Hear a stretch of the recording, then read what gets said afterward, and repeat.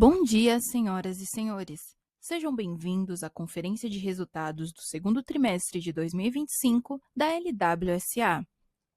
Estão presentes hoje conosco os senhores Rafael Chamas, diretor-presidente, e André Kubota, diretor financeiro e de relações com investidores. Para a sessão de Q&A, contaremos com o senior management da companhia. Esse evento está sendo transmitido pela internet, via Zoom Webinar, com tradução simultânea para o inglês, podendo ser acessado no endereço ri.lwsa.tech, clicando no link que aparecerá no pop-up. Os slides da apresentação estão disponíveis para download na central de resultados do site de RI, na aba Informações Financeiras. As informações são apresentadas em reais e foram preparadas conforme as práticas contábeis adotadas no Brasil, baseada nos pronunciamentos, orientações e interpretações emitidos pelo Comitê de Pronunciamentos Contábeis. Antes de começar, gostaríamos de mencionar que as afirmações contidas neste documento, relacionadas às perspectivas sobre os negócios, projeções sobre resultados operacionais e financeiros e aquelas relacionadas às perspectivas de crescimento são meramente projeções e, como tais, são baseadas exclusivamente nas expectativas da diretoria sobre o futuro dos negócios. Essas expectativas dependem substancialmente das condições de mercado, do desempenho da economia brasileira, do setor e dos mercados internacionais e, portanto, sujeitas a alterações sem aviso prévio. Todas as variações aqui apresentadas são calculadas com base nos números em milhões de reais, exceto quando informado, assim como os arredondamentos. O presente relatório de desempenho inclui dados contábeis e não contábeis, tais como operacionais, financeiro orgânico e proforma, e projeções com base na expectativa da administração da companhia. Os dados não contábeis não foram objeto de revisão por parte dos auditores independentes. Para o Q&A, sessão de perguntas e respostas, orientamos que sejam enviadas via ícone de Q&A no botão inferior de sua tela, informando seu nome e sua companhia. Por padrão da dinâmica, seus nomes serão anunciados para que façam sua pergunta ao vivo. Nesse momento, uma solicitação para ativar seu microfone aparecerá na tela. Agora, gostaria de passar a palavra ao Sr. Rafael Chamas, que iniciará a apresentação, e posteriormente ao Sr. André Kubota. Por favor, Rafael, pode prosseguir. Obrigado, um bom dia a todos. Obrigado por participarem do call de resultados do segundo trimestre da LWSA. Minha apresentação eu quero passar 4 grandes mensagens aqui antes de passar as palavras para o Kubota falar sobre os números em mais detalhes, que são falar sobre a aceleração do crescimento da companhia. Então eu vou mostrar um pouco o gráfico de como a gente conseguiu evoluir nesses últimos trimestres. O segundo tri tem uma boa evolução contra os últimos períodos da companhia, em especial no segmento de e-commerce. Rentabilidade também, a gente conseguiu, pelo 4º ano consecutivo, ter expansão de rentabilidade na companhia, e não só de rentabilidade, como de geração de caixa. Nós fechamos o primeiro semestre de 25 com uma geração de caixa operacional bastante robusta, condizente com o nosso modelo de negócios, mas bastante robusta, e a gente vai detalhar isso à frente. E, por fim, pensando um pouco mais em estratégia de produto, trago os avanços que a gente entregou nesse último trimestre, principalmente com o uso de IA. IA pensada sobre a produtividade interna, que é fundamental, mas especialmente sobre a experiência e a produtividade dos nossos clientes, que é onde o jogo efetivamente é ganho com todas as novas possibilidades que a IA tem nos permitido evoluir. No slide seguinte, eu trago os resultados operacionais, os principais KPIs do business, GMV, TPV e base de assinantes, e os 3 indicadores com boas expansões. Então, fechamos o segundo trimestre de 25 com 19,4 bi em GMV, o que é um crescimento de 15,1% ano contra ano. A operação de pagamentos, num ritmo um pouco até mais acelerado. A gente tem trazido o tema de pagamentos desde o 4º trimestre, quando nossa performance não foi, eu diria, tão adequada no nosso histórico, e os últimos 2 trimestres mostrando uma boa recuperação. A gente fecha o segundo tri de 25 com uma expansão de 19% em TPV, então tendo processado 2,1 bi nesse período. E a base de assinantes do e-commerce com quase 200 mil assinantes, 198,1 para ser preciso, o que é um crescimento de 5% ano contra ano. Então, são indicadores operacionais que, obviamente, nos ajudam a explicar o movimento de aceleração da operação de e-commerce em especial, que é o que eu mostro no slide seguinte. Então, aqui a gente traz em duas barras todos os períodos desde o primeiro TRI de 24, o crescimento percentual do grupo consolidado e do segmento de e-commerce específico. Então, olhando desde o começo do ano passado, esse é o trimestre em que a gente teve melhor crescimento, tanto no grupo quanto na operação de e-commerce, e uma aceleração especial desde o segundo semestre de 24. Então, fechamos o segundo TRI de 25 com 10,4% de crescimento no grupo, o que é uma expansão de 1,6 ponto percentual quanto o primeiro TRI, e mais do que o dobro do que a gente cresceu no quarto trimestre de 24. E o segmento do e-commerce, com 2,8 pontos percentuais de expansão TRI contra TRI, então a gente fecha o segundo trimestre tendo crescido 15,4% no segmento do e-commerce. Então, diria evoluções muito importantes para a gente em algo tão relevante que é a aceleração da companhia. E, como eu comentei nas mensagens iniciais, aceleração trazendo, obviamente, mais rentabilidade, né? E depois, obviamente, eu vou trazer a análise de caixa também, mas falando ainda em rentabilidade, nós fechamos o segundo trimestre com um EBITDA de 75,9 milhões, uma margem percentual de 20,5%, e aqui é o segundo trimestre dos últimos 4 anos, 2022 até hoje. Então, como você pode ver, a gente tem progredido anualmente de forma consistente com a estratégia da companhia, que foi de simplificação organizacional, de alavancagem operacional nos business core da companhia, maior sinergia por meio de produtos complementares, o cross-sell que a gente tem com pagamento, com logística. Então, são fatores combinados que, obviamente, têm contribuído substancialmente na rentabilidade da empresa, né? E aí, não apenas em rentabilidade, movendo para o slide seguinte, gerando caixa. Então, fechamos o primeiro semestre de 25 com uma geração de caixa de operacional, e aqui considerando o capital de giro, imposto CAPEX, geração operacional pura, de 90,6 milhões, o que é uma margem, então, comparada à receita líquida, de 12,6. Então, acho que, do ponto de vista de financials da companhia, e o Kubota depois vai dar muito mais detalhes, o que eu queria trazer é, conseguimos acelerar a companhia, a rentabilidade vindo como sendo uma consequência natural dessa estratégia de aceleração e de simplificação organizacional, e principalmente transformando essa rentabilidade em geração de caixa. Movendo para o slide seguinte, eu tenho dois slides aqui sobre IA, sob duas perspectivas, né? A primeira interna. Então, quando a gente pensa em produtividade interna, a IA tem trazido, obviamente, grandes oportunidades e a gente tem sido muito ágeis como companhia e principalmente efetivos naquilo que a gente tem se proposto a fazer. A gente aparelhou 100% dos times de engenharia da empresa com ferramentas para desenvolvimento de códigos se utilizando de IA, o que obviamente robustece muito a capacidade do time de utilizar múltiplos modelos e repensar, inclusive, a forma da engenharia a operar. Desde o segundo trimestre, a gente está com 100% da companhia utilizando essas ferramentas e os ganhos têm sido muito robustos. Há casos em que a gente já consegue capturar mais de 80% de ganho de produtividade real, que é comparado em número de linhas entregues de código ou esforço empregado por uma mesma atividade. Então, essas ferramentas, se bem utilizadas, se bem implantadas, se bem geridas, têm sido efetivamente um instrumento de ganho de produtividade muito importante para a empresa.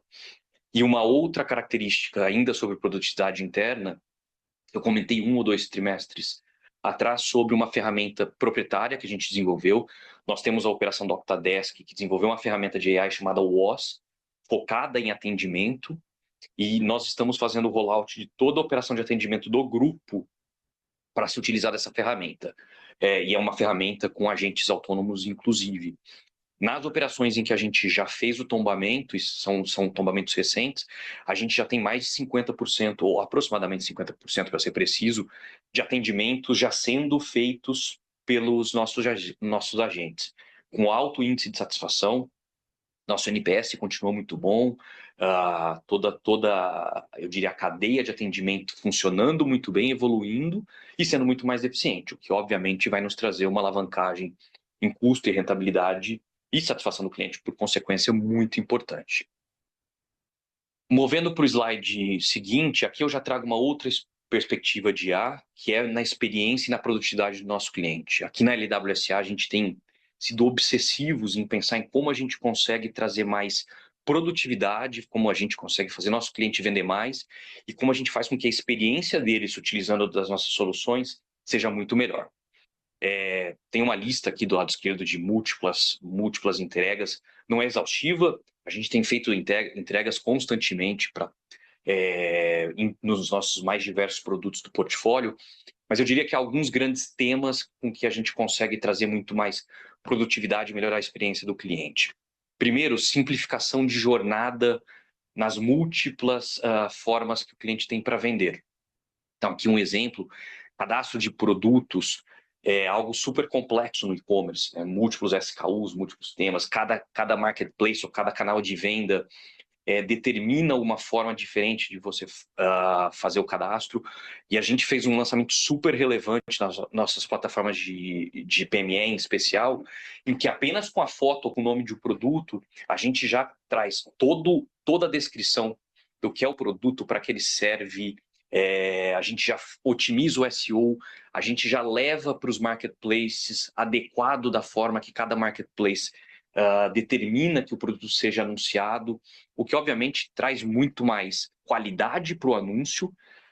O cliente acaba gastando menos tempo na sua operação e se traduz em mais venda, porque o anúncio fica muito mais bem feito, né? É uma ferramenta super importante de uso prático para o cliente.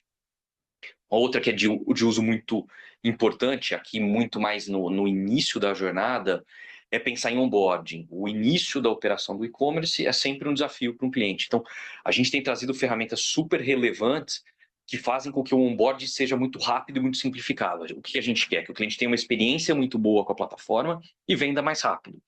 Então, no fundo, é trazer ferramentas que, com poucos prompts, com poucos contextos conversacionais, a gente faça com que a loja seja lançada, o logo seja criado, o domínio seja registrado. Então, é toda a operação começando de uma forma muito simples, trazendo um produto que já é muito robusto para um cliente que precisa ser muito ágil na sua jornada inicial. Então, são alguns usos muito contextuais que melhoram efetivamente a vida do cliente. Uma parte mais relevante, mais sofisticada, é preparar a companhia uma arquitetura em que a gente aceite múltiplos agentes inteligentes. Os agentes já são e vão continuar sendo uma parte relevante de automação, de ganho de produtividade, de inteligência, no final do dia, em todos os contextos. O que a gente tem feito é preparado todos os nossos produtos para que eles sejam acessados e acessíveis para múltiplos agentes, mas não apenas a gente criando os nossos próprios, né? Eu trouxe no slide anterior os nossos agentes para atendimento interno, mas a gente oferta aos nossos clientes esses perfis de agentes que os ajudam a atender cliente, a vender. Então, são múltiplos usos que, no fundo, trazem muito mais produtividade, melhoram a jornada e melhoram a experiência do nosso cliente. E, por fim, antes de passar a palavra para o Kubota, eu queria ter o prazer aqui de apresentar o Marcelo Scarpa. O Scarpa se juntou a gente há pouco mais de um mês, assumindo a vice-presidência de serviços financeiros. Vice-presidência essa de uma importância estratégica gigantesca no grupo.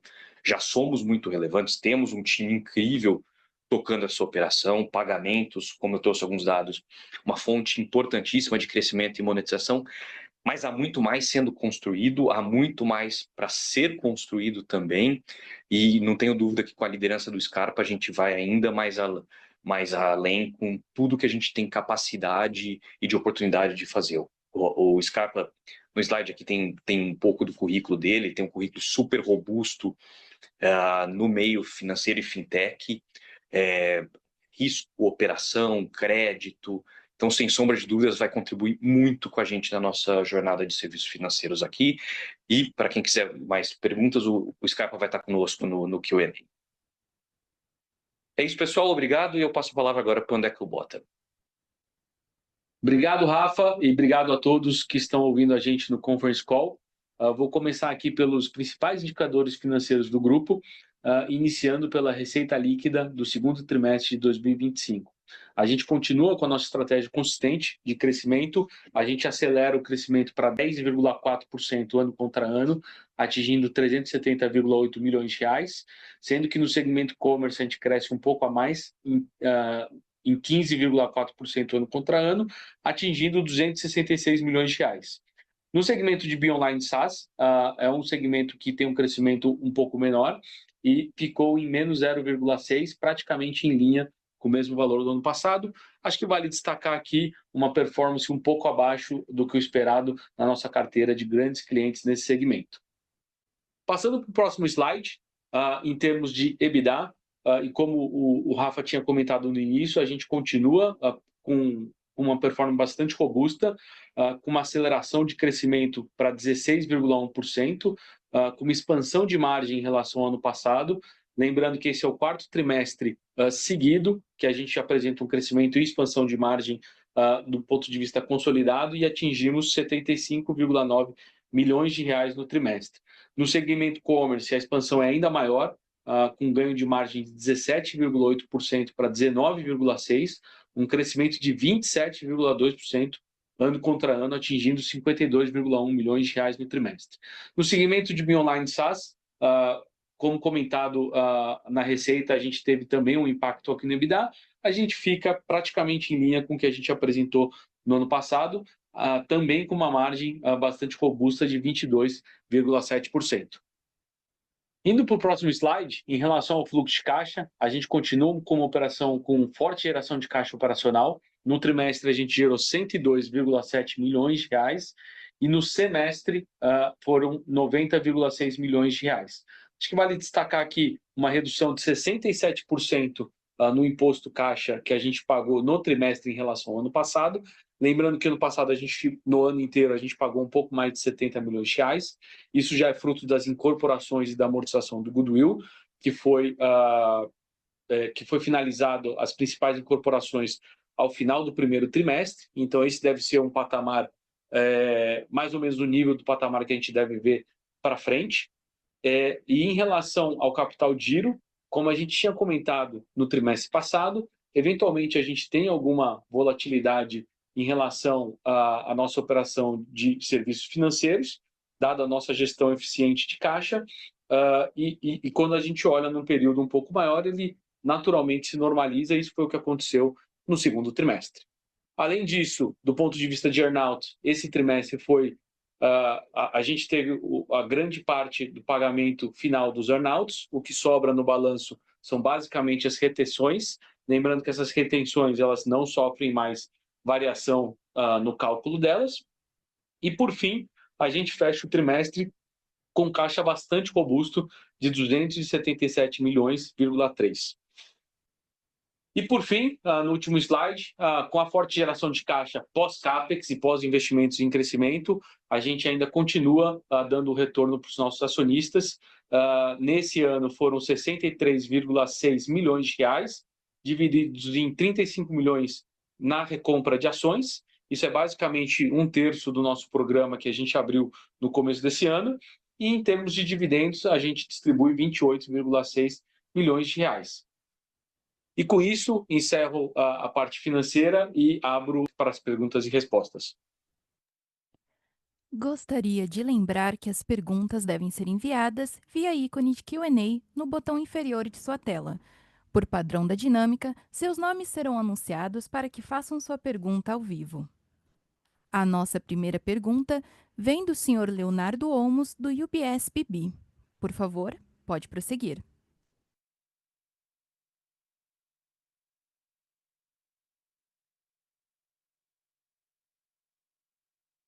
Senhor Leonardo, seu microfone está aberto, o senhor pode prosseguir com sua Oi, pergunta. bom dia, pessoal. Desculpa, estava no mudo físico aqui. Bom dia, parabéns pelo resultado. A gente gostou bastante de ver um monte de evolução positiva na LWSA. Parabéns. Fazer duas perguntas. A primeira é um pouco mais longa, a segunda aí vocês fiquem à vontade para ver o quanto a fundo vocês querem ir. Mas a primeira seria, se vocês pudessem dar um update sobre a implementação do plano estratégico, quais as principais alavancas para frente.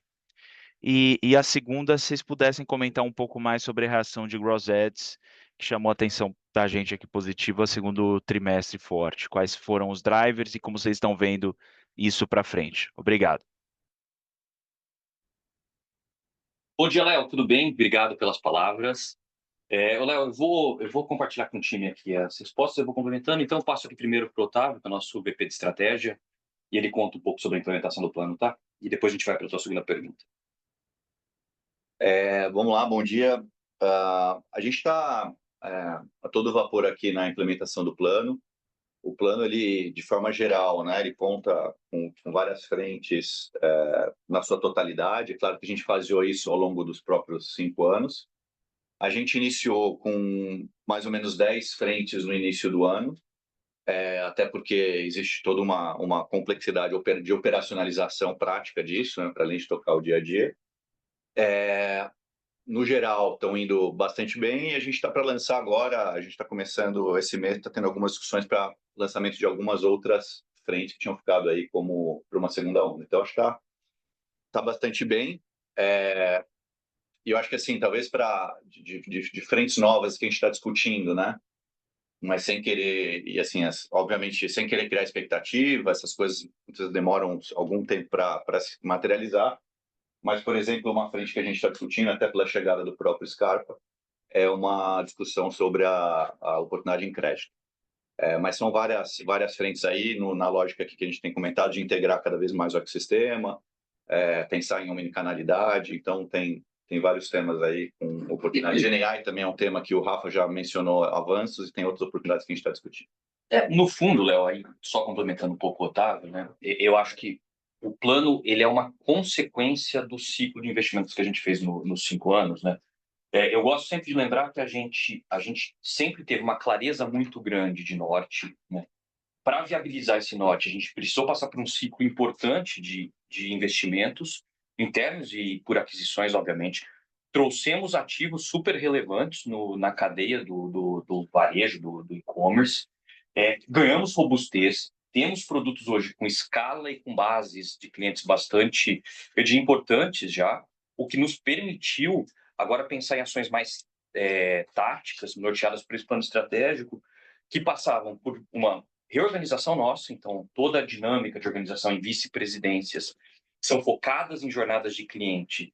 Já é uma mudança de perspectiva muito importante de uma companhia que se geria por produto, canal, base de clientes para jornadas específicas. Então, jornada de varejo para PME, varejo para grandes clientes, jornada de serviços, tudo isso sendo muito habilitador para serviços financeiros. Então, passamos por um momento importante de consolidação organizacional, de reorganização, de simplificação, né? Acho que vocês têm visto nos números, a gente conseguindo ganhar escala, rentabilidade, nossos custos tendo sido diluídos e a companhia se acelerando. Então, já é parte disso.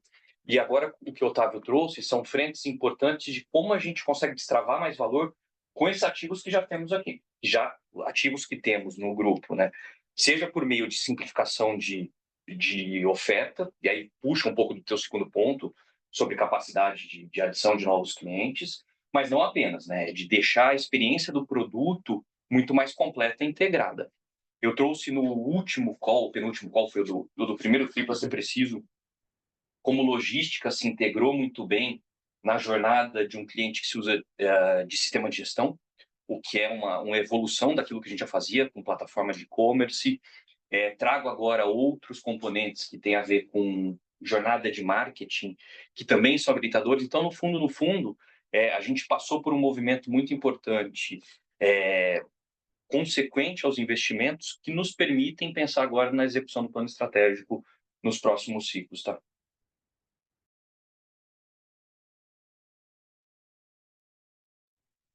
Léo, desculpa, eu acabei tangenciando sua segunda pergunta sobre Gross Ads. A gente continua, acho que vocês viram... Obrigado. Imagina, Léo, eu só ia puxar o segundo ponto dos Gross Ads. Então, acho que vocês viram que a gente conseguiu ter uma diluição de custo de vendas na companhia e manter alguma aceleração no ritmo de captação da empresa. Eu diria que já são frutos da gente simplificar a jornada e ofertas, né? Essas simplificações que eu comentei na primeira resposta já nos ajudam com vendas, né?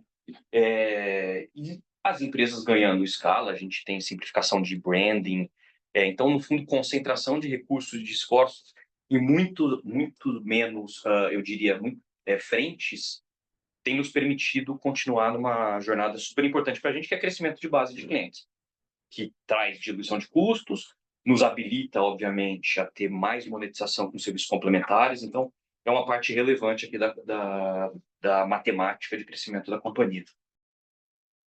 Show, bom demais, Rafa. Brigadão. Boa sexta-feira aí para vocês. Um abraço. Igualmente, Léo, obrigadão, cara. Valeu. Nossa próxima pergunta vem do senhor Luca Brindim, do Bank of America. Por favor, pode prosseguir. Oi, bom dia, pessoal. Obrigado por receber minhas perguntas e parabéns pelos resultados. Eu tenho duas aqui do meu lado. A primeira, se vocês pudessem dar um pouco mais de cor sobre essa nova iniciativa de cloud que vocês anunciaram. Quando que vocês acham que já vai estar começando a ser vendido o produto? Como vocês imaginam o tamanho que isso pode ser, o mercado endereçável, qualquer coisa que vocês possam passar também dos economics desse business? E segundo, se vocês puderem dar uma atualização sobre como está indo o Wake e o que vocês veem para essa iniciativa também no futuro. Obrigado. Luca, bom dia, cara. Eu vou passar para o Igor aqui começar a falar sobre o cloud, tá? Boa. Luca, bom dia. Obrigado pela pergunta. Deixa eu ir do começo aqui. Essa iniciativa nasceu internamente quando a gente descobriu várias oportunidades de deixar nosso próprio parque mais otimizado. A gente é um grande consumidor de tecnologia, obviamente, né? A gente tem um parque tecnológico imenso, além do data center próprio, a gente também consome nuvens externas. E quando a gente começou a olhar para esse ambiente com um pouco mais de carinho, a gente percebeu que existia um espaço enorme para a gente conseguir encontrar eficiências. A gente começou esse projeto há cerca de 2 anos atrás, quando a gente começou a desenhar o que seria uma nova infraestrutura de cloud para atender o nosso workload, né, nossos parques internos. E aí a gente colocou esse ambiente no ar e percebeu que, do ponto de vista de escalabilidade, robustez e relação custo-benefício, era absolutamente não só competitivo, mas muito forte em termos de capacidade de transformação na forma como empresas consomem tecnologia. Então, a gente percebeu que esse novo parque, essa nova tecnologia de nuvem que a gente implementou dentro de casa permitiria entregar para a nossa própria operação velocidade, um custo muito reduzido e uma escalabilidade muito grande que é compatível com qualquer outra empresa no mercado precisa para poder funcionar. Então, a gente partiu não só de uma iniciativa de tecnologia interna, mas também com uma iniciativa de produtos. A gente partiu a começar a desenhar esse produto para ele ser aberto para o público em geral, e é isso que a gente está começando a fazer agora. Então, o produto está em soft launch agora. A gente fez vários testes com clientes reais. Um dos grandes clientes que testou já e foi muito bem sucedido na plataforma foi a própria Tray no começo e foi, digamos assim, a prova de fogo para o ambiente. A gente já fez todos os investimentos necessários, então tudo que era necessário para colocar de pé a oferta já está feito. E agora a gente está numa fase de go-to-market, né? O que a gente tem de expectativas e qual o tamanho desse mercado? É assim, Luca, o mercado de nuvem pública no Brasil, segundo o IDC, é de 3,5 bi de dólar. Tá? Esse é o tamanho do que as empresas no Brasil consomem de nuvem pública, né?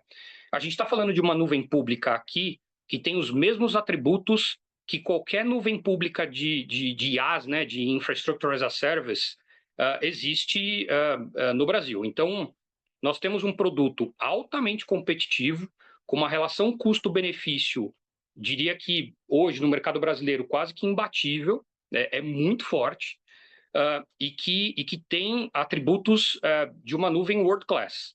Então, a gente está muito feliz com o que a gente construiu. A gente já tem visto grandes frutos aqui quando a gente olha para os nossos workloads internos. Ainda tem muita coisa para migrar para dentro desse parque. A gente está só no começo, mas eu diria que a gente está com bastante confiança de que é um produto muito forte para o nosso mercado, tá? Então, acho que é isso, Luca, em termos gerais. Fica à vontade se você quiser aprofundar um pouco mais, ou a gente pode marcar também depois um pouco mais de detalhes aí, tá? Não, super claro, pessoal. Obrigado. E daí, só na segunda pergunta, com relação ao Wake, vocês puderem dar também um update dessa outra frente, por favor? Claro. O Alessandro Gil, que é o vice-presidente dessa área, ele pode responder essa pergunta, por favor. Valeu. Ale. Opa, Rafa, ô Luca, obrigado pela pergunta. Bom, lembrando a todo mundo que esse é o segundo ano efetivo da marca, né? A gente passou um ano reestruturando as operações, a gente se lançou como marca efetivamente, como uma proposta nova de valor em 2023. A gente tem tido uma resposta bem importante do mercado, a gente tem sentado nas grandes mesas, acho que a gente até agora tem feito um ano em linha com o que a gente tinha esperado. Temos adicionado clientes com GMV significativo, muitos deles vão entrar no ar nos próximos meses.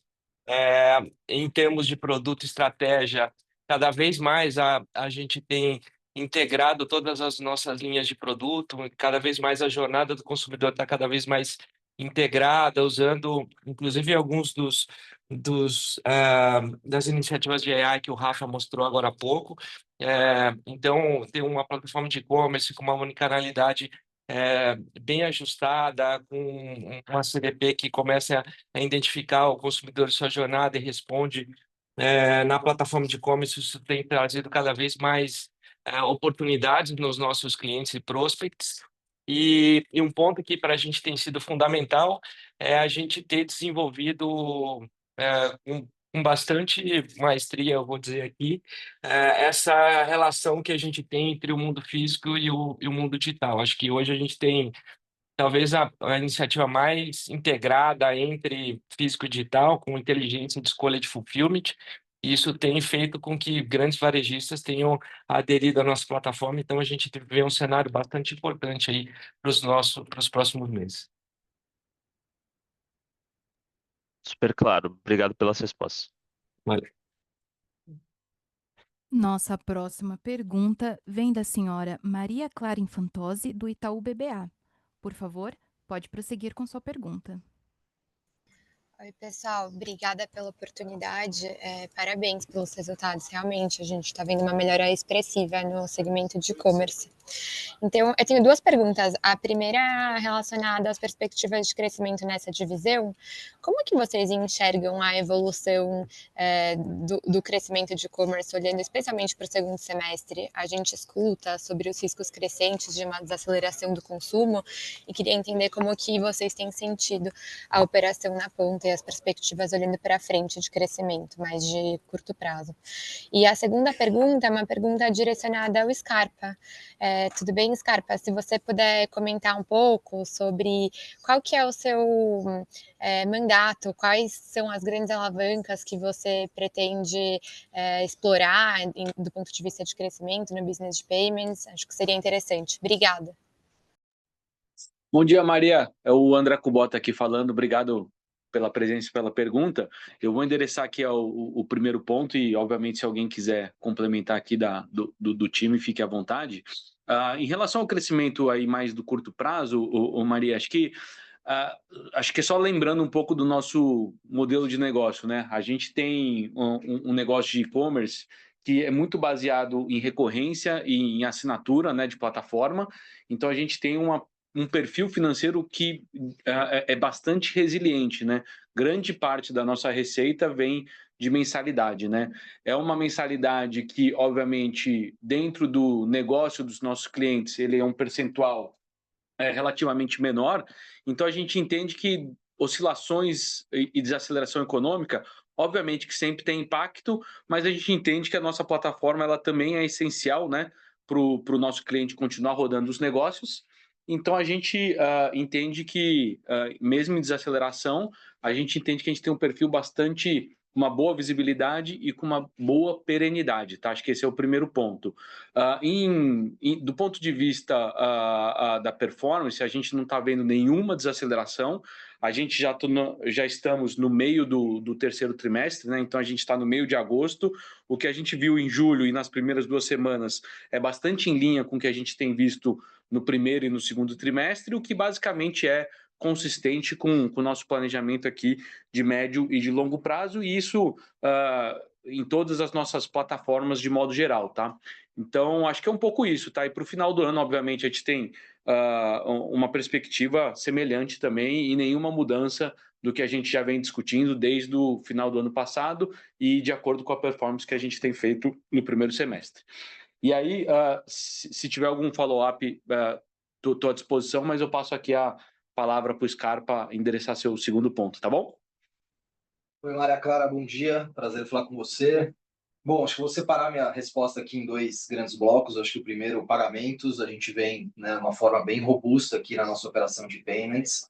Né, o Rafa mostrou aqui, né, praticamente 19% year over year de crescimento.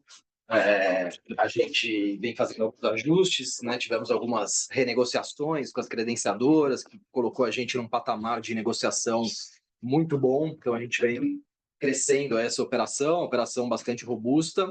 O segundo bloco, acho que é crédito, né? Eu venho desse mercado e vejo uma avenida de crescimento aqui dentro da companhia muito forte, né? Obviamente, a gente precisa estruturar, tem uma necessidade de captura de informações na ponta ainda para modelagem de risco, que acho que é um diferencial que acho que vai destravar muito valor para a companhia, né? O quanto que as informações que a gente tem nas unidades, isso pode complementar o nosso modelo aqui de crédito, né? Para a gente começar a ofertar realmente, né, um crédito assertivo, com taxas competitivas. Obviamente, né, começando de forma conservadora e vendo, né, o apetite, conversão, inadimplência, enfim. Então, né, respondendo a sua pergunta, eu vejo essa nova avenida de crédito aqui com muito bons olhos. A gente está discutindo aqui um roadmap de produtos, cartão de crédito, antecipação de recebíveis, enfim. Então, é um pouco do primeiro diagnóstico aqui de 2 meses de companhia, mas bastante, né, motivado com todas as oportunidades que a gente tem aqui na minha vertical, né? Super claro, obrigada pelas respostas. Nossa próxima pergunta vem do senhor Luiz Chagas, da XP. Por favor, pode prosseguir.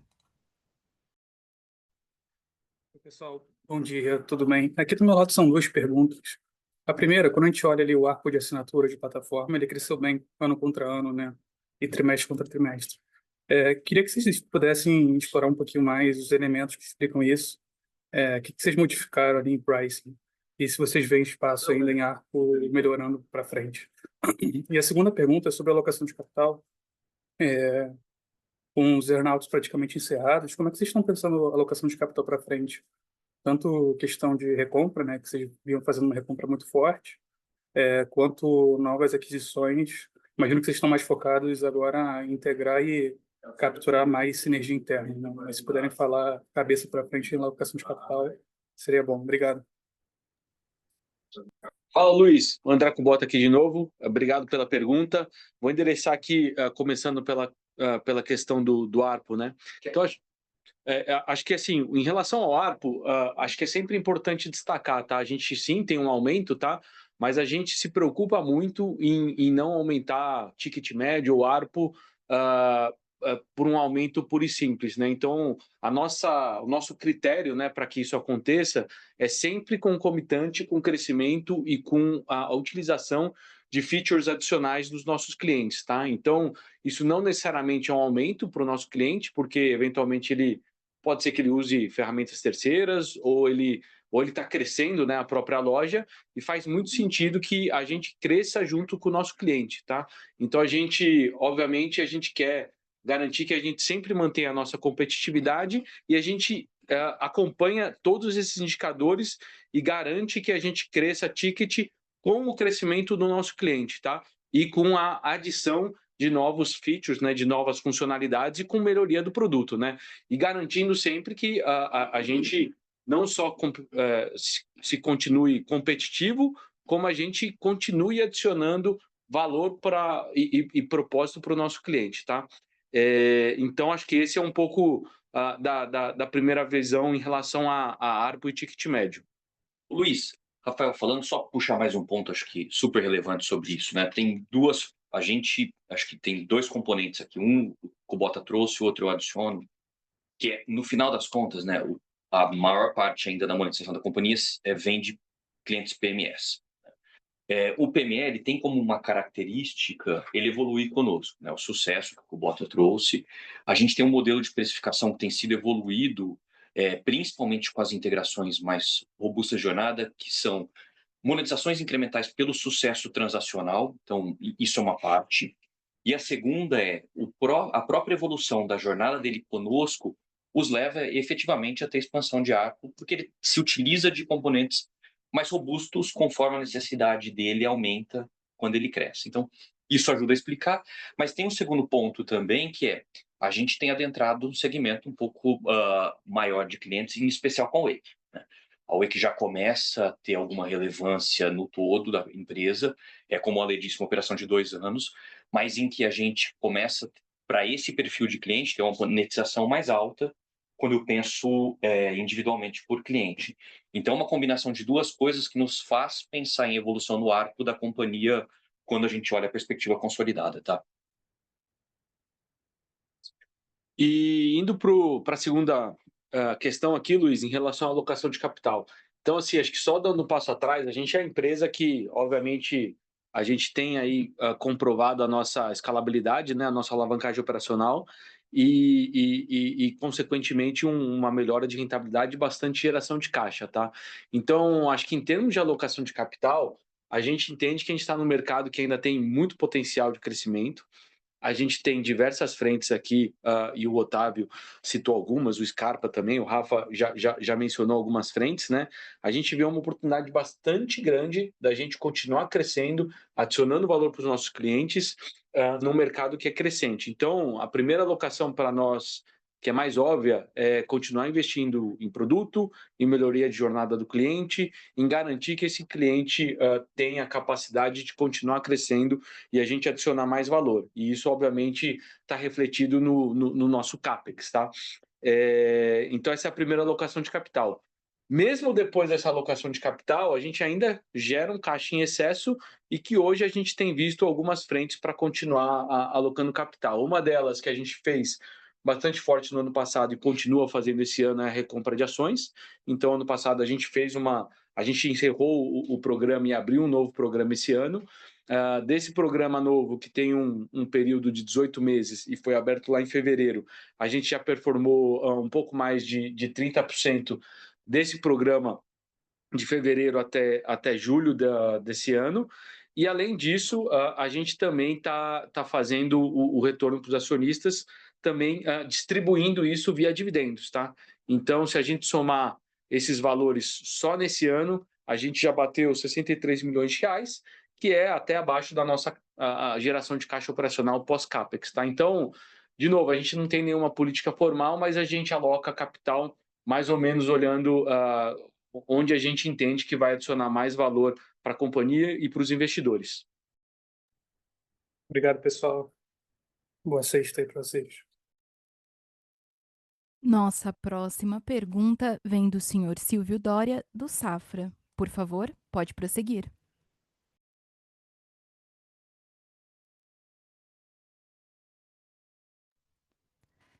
Senhor Silvio, seu microfone está aberto e o senhor pode prosseguir com sua pergunta. Mutado aqui. Obrigado por pegar minha pergunta, parabéns pelo resultado. Bom, vocês comentaram sobre a expectativa para o e-commerce para esse segundo semestre, né? Agora, se vocês pudessem falar um pouquinho sobre expectativa específico para o Bi-Online, o que é a expectativa de vocês, como que deve ser a curva de crescimento nesse segundo semestre, se a gente deve esperar algum crescimento um pouco mais forte para essa unidade. E uma outra pergunta sobre margem EBITDA, queria entender se ainda tem espaço para continuar expandindo sequencialmente essa margem EBITDA, ou a gente deve ver esses 20% como um cap de margem para esse ano especificamente, né? E fora sinergias, quais são os principais drivers para essa melhora que a gente tem visto de margem EBITDA, né? E eu não sei se vocês têm esse nível de detalhe, mas quanto que AI já entregou de melhora de margem, nesse primeiro semestre especificamente? Silvio, Igor falando aqui, deixa eu puxar a parte de Bionline. Bom, a gente continua naquele plano e naquele projeto de eficiência dessa operação. Nós ainda temos contratos maiores, onde as renovações permitem que a gente sente para renegociar, e quando essas renegociações não são favoráveis ao que a gente entende que são métricas saudáveis para a companhia, a gente simplesmente descontinua e continua perseguindo o que é eficiência para essa operação, tá? Esse projeto continua acontecendo, Silvio, a gente não tem medido esforços aqui para aumentar essa rentabilidade, e eu acho que quando a gente olha para uma perspectiva passada aqui, né, se a gente olha a progressão de eficiência dessa operação, a gente tem conseguido ficar dentro do range que a gente sempre comenta com o mercado, de que essa é uma operação de 25% de margem EBITDA na média, né? Obviamente que aí, pegando um outro ponto que você trouxe, né, eventualmente a gente tem dentro dos quarters aqui comportamentos de margem que variam, porque a gente tem às vezes concentrações de contratos de fornecedores ou contratos aqui diversos que a gente concentra um pouco mais de custos em algum trimestre em detrimento de algum tipo de eficiência também nessa operação, que é normal. Então, a gente vai enxergar alguma flutuação na performance e na rentabilidade dessa operação um pouco mais no curto prazo, mas no longo prazo essa é uma operação que mira e entrega, sim, se você olhar numa perspectiva mais longa, os 25% de margem, que é o centro de gravidade que a gente mira aqui, tá? A perspectiva aqui, quando a gente olha para frente, Silvio, ela está muito ancorada em, primeiro, né, a gente aumentar essa rentabilidade dessa carteira, e aí acho que tem, obviamente, o Local Web Cloud, que eu comentei um pouco anteriormente, como uma das alavancas que demonstram aqui que a gente tem não só oportunidade, mas capacidade de competir ainda fortemente nesse mercado, né? E a gente também tem aqui, quando a gente olha sobre a ótica de Bionline um pouco mais internamente, a gente também tem discutido e encontrado formas de rentabilização dessa base, olhando para o plano de 5 anos, como uma forma de cross-sell e enfim, conectar um pouco mais essa base ao restante do ecossistema do grupo, tá? Isso também está no começo aqui, a gente ainda tem uma longa estrada, mas é sim uma veia importante de crescimento futuro para essa operação, e é uma operação que para nós tem esse cunho estratégico, porque a gente está falando de uma base enorme de clientes, né? A gente tem aqui aproximadamente 300 mil clientes nessa base que podem ser rentabilizados sem dúvida nenhuma. Então, dando um pouquinho de cor sobre o Bionline, acho que é isso. A gente continua seguindo os trends, como eu comentei, de rentabilidade. Não estou enxergando aqui para frente nenhum solavanco nesse sentido, pelo contrário, acho que está tudo sob controle aqui, e o nosso projeto de rentabilização, olhando para clientes maiores, vai continuar, sem dúvida nenhuma, tá? E aí, Silvio, deixa eu puxar a segunda pergunta sobre AI. Eu trouxe, acho que, duas perspectivas de uso, né? A primeira é interna, a segunda é a experiência e produtividade do cliente, né? Então, pergunta estruturalmente sobre custos.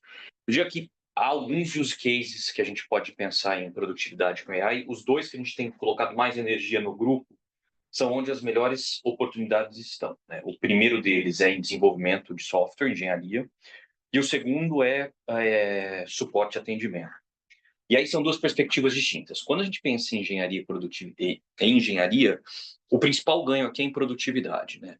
O que a gente pretende é a gente tem um time bom, um time robusto e ganhar mais produtividade pensando em aceleração. Então, pensando em melhorar nossos produtos, pensar em melhor integração entre todas as estruturas.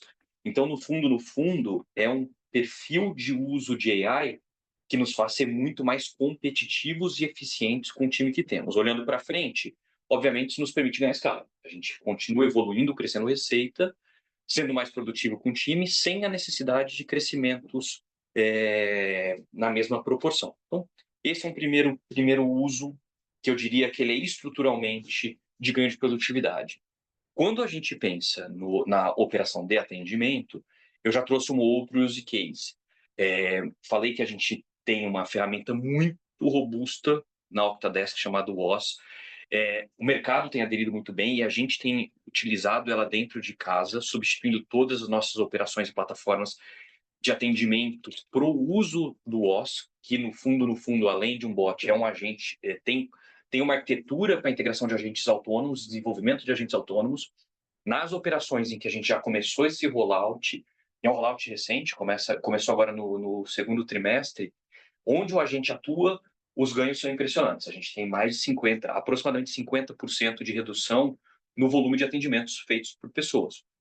E duas coisas importantes, né? Seria muito conveniente dizer que reduz o atendimento e o atendimento é mal feito. A gente mensura também a efetividade desse atendimento. A gente criou uma operação muito, eu diria, muito azeitada de treinamento desses agentes, e o que a gente tem conseguido de redução é com respostas tão boas e às vezes melhores do que aquelas feitas pelos times. Isso vem eu diria, de uma implementação muito bem feita da operação. Aqui sim, a gente pensa em efetividade por meio de custos diretos, tá? São dois use cases já, eu diria, bem evoluídos dentro da companhia.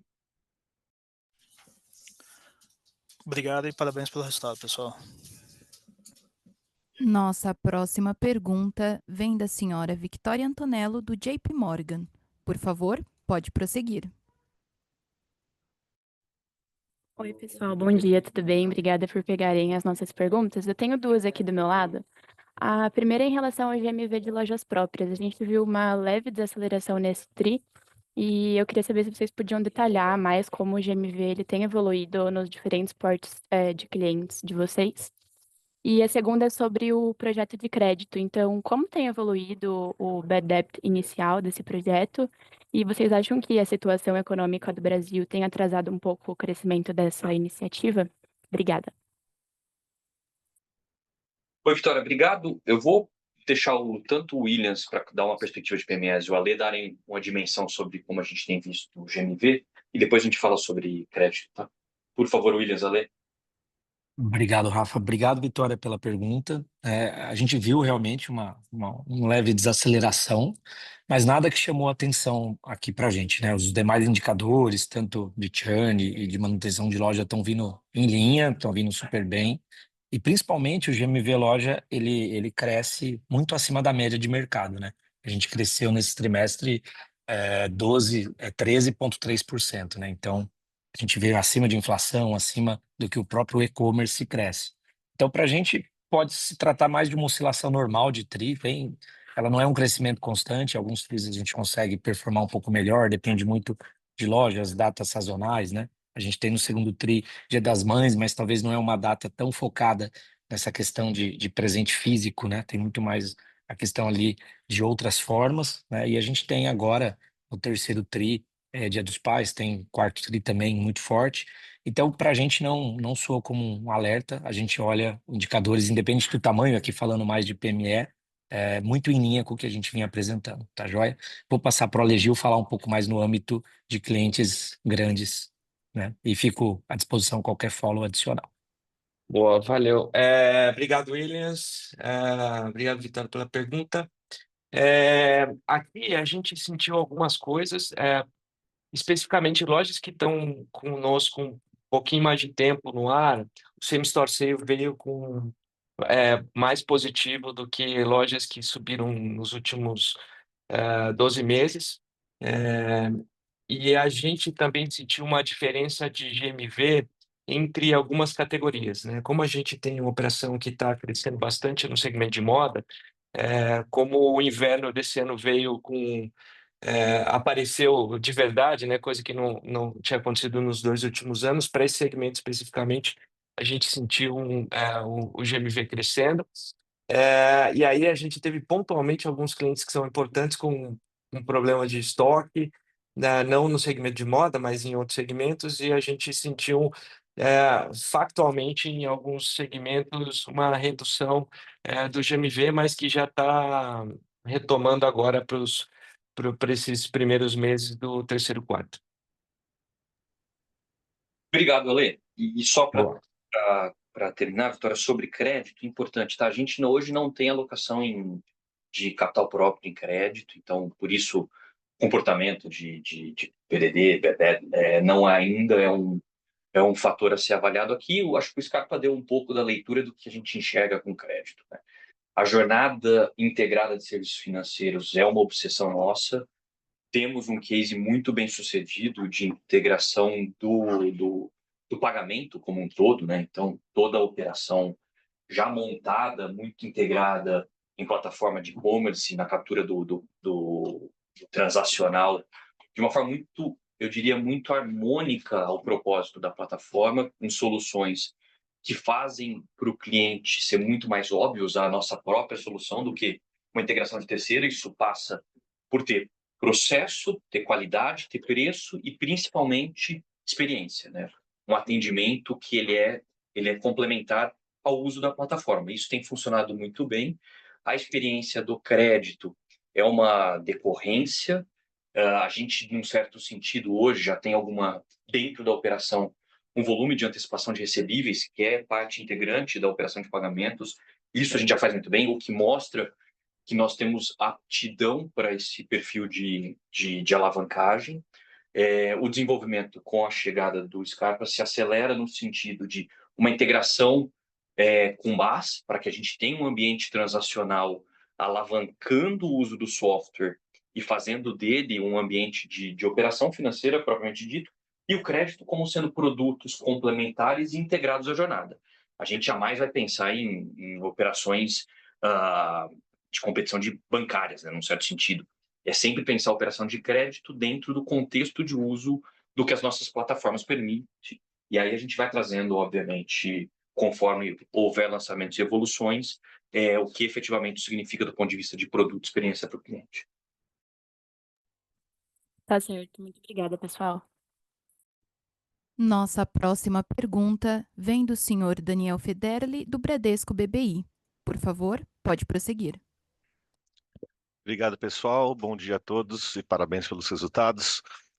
Do meu lado são dois follow-ups em pontos já discutidos. O primeiro em relação à margem, mas daí principalmente no commerce.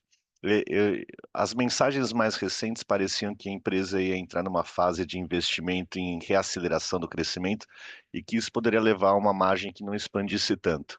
Mas a gente viu no 2Q a receita acelerando e uma boa expansão de margem. Então, minha pergunta é mais entender se de fato tem conseguido reacelerar mesmo sem comprometer margem ou se a expectativa de menores expansões era mais para o futuro e não para agora.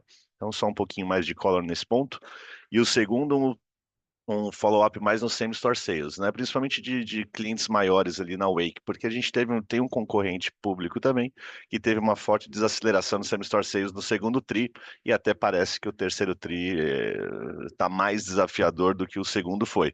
Queria ver se isso vocês não estão enxergando essa dificuldade. Parece que a mensagem anterior foi até de um terceiro Q que volta a reacelerar, né? Então, só tentando esclarecer um pouquinho esses pontos. Obrigado, pessoal. Oi, Fedeli, André Kubota aqui falando. Obrigado aí pela pergunta. Eu vou endereçar aqui a primeira e aí a segunda acho que é legal o Alessandro Gil comentar, mas enquanto eu vou respondendo a primeira. Em relação à margem, acho que lembrando, né, a gente tem um negócio que ele é naturalmente, ele é escalável, né? Então, a gente teve um crescimento bom ali, acima de 15% no segmento, e com uma expansão de margem, que é uma expansão de margem, né, por volta ali de 17 para 19, que ainda é uma margem, né, que é bastante, que tem uma evolução e que eu acho que é natural de um business que cresce perto de mid-teens ali, com uma expansão de margem também proporcional a esse crescimento, né? Quando a gente fala de investimentos, acho que é bom reparar também, a gente continua investindo, a gente inclusive aumentou, né, em relação ao que a gente tem feito em relação ao ano passado. Uma parte disso é no CAPEX, mas uma parte está dentro da própria margem de EBITDA, tá? Então, a gente não tem deixado de investir, tá? Pelo contrário, a gente aumentou os investimentos que a gente tem feito para crescimento. Acho que isso tem marginalmente e consistentemente ajudado nessa melhora de crescimento que a gente tem visto na reaceleração que a gente tem visto nos últimos trimestres. Isso é um pouco do que a gente vê também e continuamente a gente vai ver para os próximos trimestres, tá? Não sei se endereçou aí sua pergunta, fico à disposição para qualquer follow-up, mas passo a palavra aí para o Ale para comentar um pouquinho sobre o GMV das lojas. Boa. Ô, Fidel, obrigado pela pergunta aí. É um pouco do que eu tinha falado. A gente, nos últimos 18 meses, ou desde o começo, a gente, especialmente por conta da aquisição de Síntese e a adequação do que a gente chamou de Wake OMS, a gente investiu muito em omnicanalidade, e mais especificamente no segmento de moda, né? Então, para os clientes que a gente ganhou força nos últimos meses, a gente não sentiu um same-store sale decrescendo, tá? A gente, obviamente, está num processo de crescimento, é uma unidade nova dentro do grupo e a gente tem trazido mais clientes para dentro de casa, mas efetivamente o que eu estou sentindo do varejista, especificamente os que nos procuram, é que eles estão buscando muito ganho operacional, né? Então, usar inteligências para otimizar o estoque, explorar o máximo do sortimento e levar esse produto mais próximo do consumidor possível, tem feito com que eles aproveitem melhor as oportunidades e tenham uma ruptura menor no momento da venda, né?